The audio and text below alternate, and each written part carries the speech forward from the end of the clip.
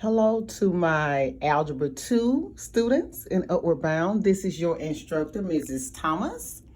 And I will be doing, this is the next lesson. The first lesson that we did was on equations. So this is the next lesson, and I've decided what I want to do with Algebra 2 is every day that I teach you a lesson, I'm going to give you a specific task to do. Not necessarily, I will give you some homework problems so that you can practice and work on it, but I'm going to give you a task. And I want to see if you will be able to solve the task. So no worries if you're not able to, but I think you guys, you can get it. Okay, so I want to start with inequalities. All right, I don't know if you remember, but this is just a refresher. If you have a greater than or a less than sign, remember you had an open circle. Okay, and in math, when you have an open circle and you have a greater than or a less than sign, then you have a parentheses. If you had a greater than or equal to or less than or equal to, because this is the less than and this is the greater than, okay, greater than or equal to sign, okay, you have a bracket, okay? So remember open circles, shaded circles or closed circles. So if you have the line or the greater than or equal to sign, you're going to have a bracket when we're graphing. So the directions are solve each inequality and graph the solution on the number line. So here, let's start with number 1, 2x is less than 4, right? We're going to solve it like we would a regular equation. I still want x to be all by itself, so I want you to divide both sides by 2, and that gives you x is less than 2 because 4 divided by 2 is 2. Okay, now visualize this being 0 on your number line. So of course, you know 2 will be somewhere over here on the right-hand side. So my question is, we know that, do you know the direction that you were shaded in? Well, if it's greater than, which direction would I be going in? I would be going to the right. All right, but this is a less than sign. All right, so if it's less than, I'm going to shade to the left. So now I need you to tell me, do I need to use a parentheses or a bracket? Well, I don't see a line. I don't see the equal to sign, so I'm going to use a parentheses. Okay, so since I know that I'm going to shade to the left, I'm going to have a parentheses here. And I am going to just shade in this direction, okay? Okay. Okay, so x is less than 2, so it goes from 2 all the way to infinity. Number 2, x plus 5 is greater than or equal to 6. So my first step is treat this like an equation. I want to move the 5 over here underneath the 6 by doing the inverse. The inverse of a positive 5 is a negative 5. 6 minus 5 is 1. Bring down that greater than or equal to sign, and then bring down your x. So I am trying to figure out, so I know that this is 0, so I know that 1 is also over here on this right-hand side as well. So here I need to decide, am I using a parentheses or am I using a bracket? Okay, so this definitely is the line is underneath it, so that is the greater than or equal to sign. So I'm going to use a bracket. All right, so which direction am I going to shade it in before I know, so I will know not to put the bracket backwards. All right, so it's greater than. So greater than means I'm shading to the right. It's like forming an arrow almost. The arrow points toward which direction you should shade it in. It's like an arrow. So I'm a bracket on right on top of the 1, a bracket, not a parentheses. Then I'm going to shade. Okay, I'm going to shade this to the right from 1 to infinity. So of course you want to write it. If you wanted to write an interval notation, you would say 1 to infinity. And the infinity will be the parentheses because it keeps going on. Bracket is going to stop it. It's going to stop it. If it's greater than or equal to, it has to stop. But to infinity and beyond is usually a parentheses, and it just goes on beyond if you want to do the interval notation. Okay, but it didn't ask for that. So I always want to give you a little extra, a little tidbit. Okay, x plus 5 is greater than 8. I want you to move 5 over here underneath the 8 by doing the inverse or the opposite of what I see. So that will be the opposite of a positive 5 is a negative 5. So I subtracted 5 on both sides. 8 minus 5 is 3. Bring down your equal sign and bring down the x. Okay, so we know that 0 is here. So that means 3 is over here as well on the right-hand side. All right, am I using a bracket or am I using a parentheses? Well, I don't have a line underneath. It's not greater than or equal to. It's just a greater than or less than sign. So I'm using parentheses because it's greater than. And just like I said, you can make yourself an arrow. Just draw you a dotted line. So that means I'm going to shade to the right. So I'm going to have a parentheses right on top of the 3. And I want to shade to the right. Shade to the right. Okay, so far so good. Very good. Next, I want to move 5 over here underneath the 2. So the opposite of the inverse of a positive 5 is a negative 5. So 2 minus 5 gives me a negative answer, which is negative 3. Bring down my greater than sign or equal to, and then bring down the x. So this time I know the 0 is over here, so that means my negative integers are on the left-hand side. So I know that I'm looking for, since it has a greater than or equal to, I am at least looking for a bracket. It won't be a parentheses, but a bracket. So I am going to which direction? Let's see. Draw my little arrow. I'm going to shade to the right, but I'm going to bracket right on top. All right, so I'm going to bracket to the right. Okay, bracket to the right. Okay.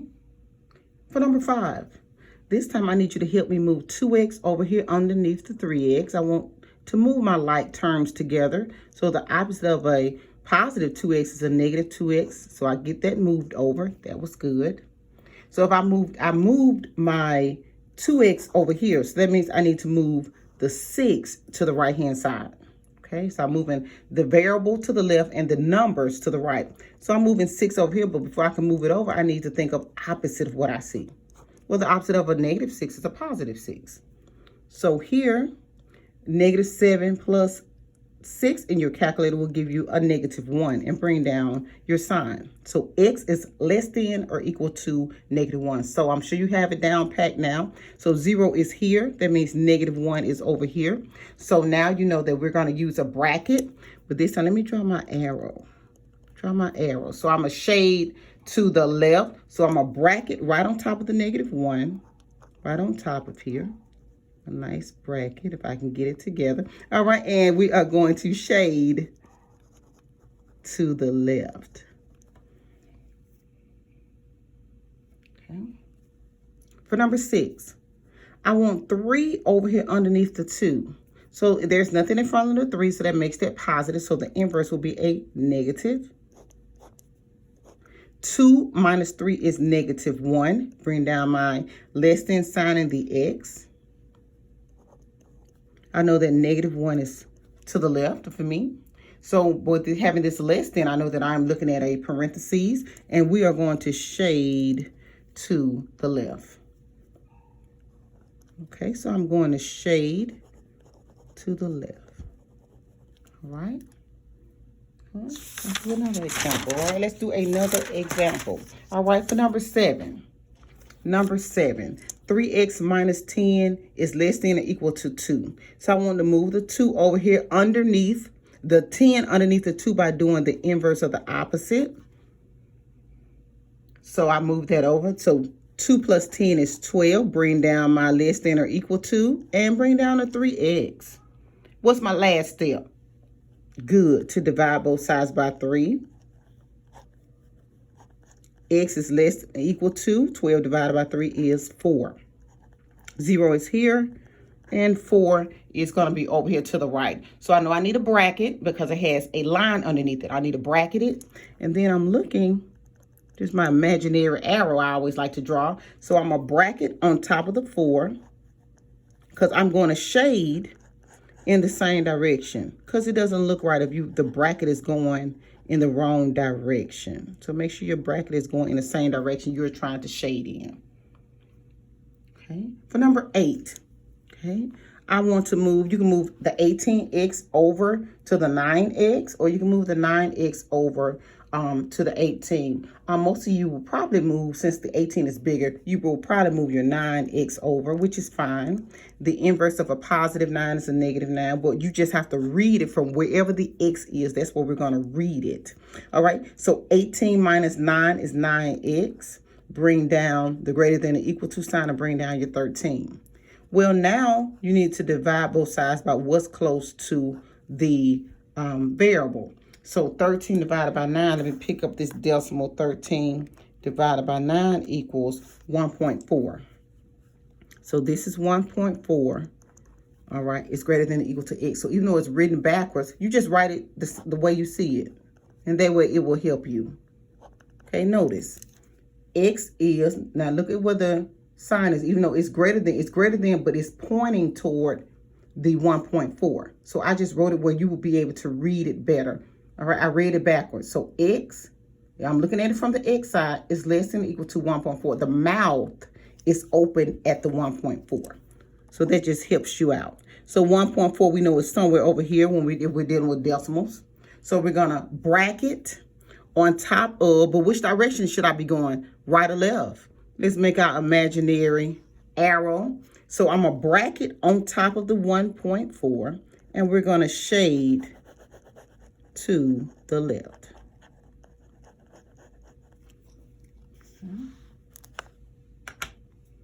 For number 9, 6x minus 2 is greater than 3x minus 1. Not greater than or equal to, greater than.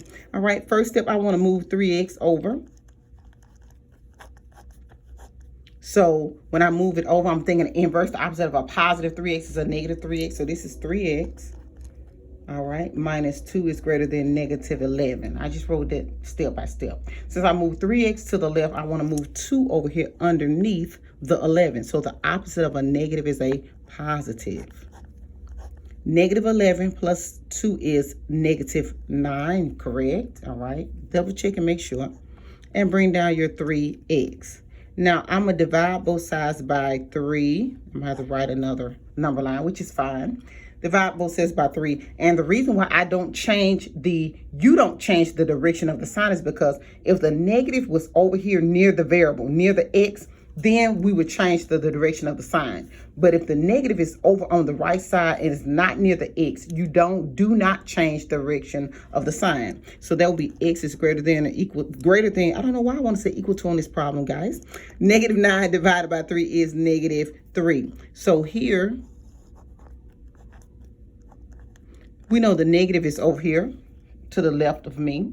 So I want to do a parentheses. And let me draw my imaginary arrow. All right, so I want my parentheses on top of the negative 3, and I am shading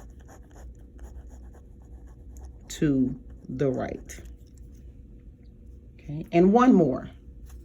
Okay, hey, finally got a greater than or equal to. 7x plus 6 is greater than or equal to 4x.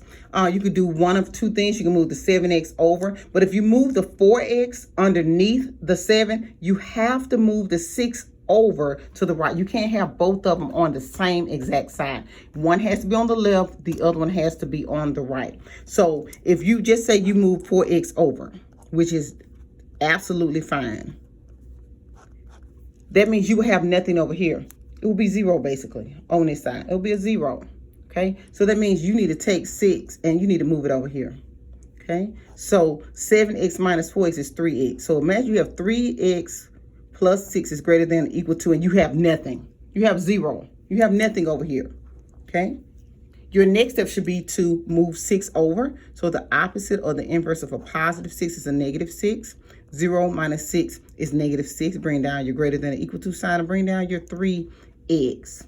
Last step, divide both sides by 3.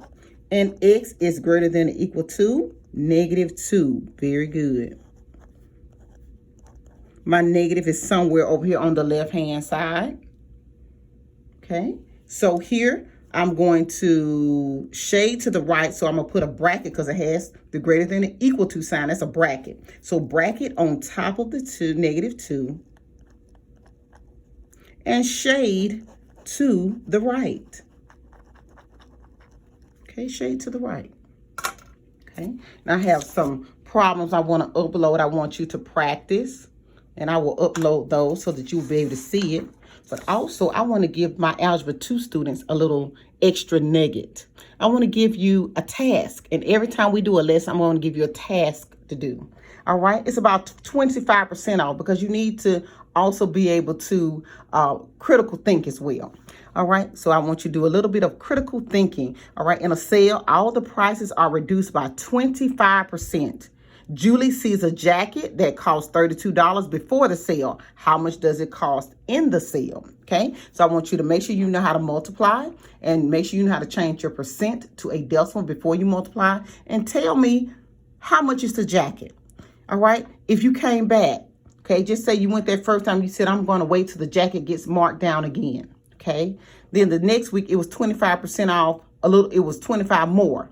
Then I want you to continue to multiply and to keep taking off the amount that the jacket will be. Okay, then I want you to tell me, what do you think? Okay, I want you to explain. Julie thinks that this will mean that by the time you reduce it down, you're gonna get the jacket for $0. We know that a store would never allow something to be marked down for $0.00. So I want you to look at the logic, and I want you to tell me if it makes sense. Okay, if it makes sense, and I will download this for you. I will upload it, and that way you can download it and be able to see it.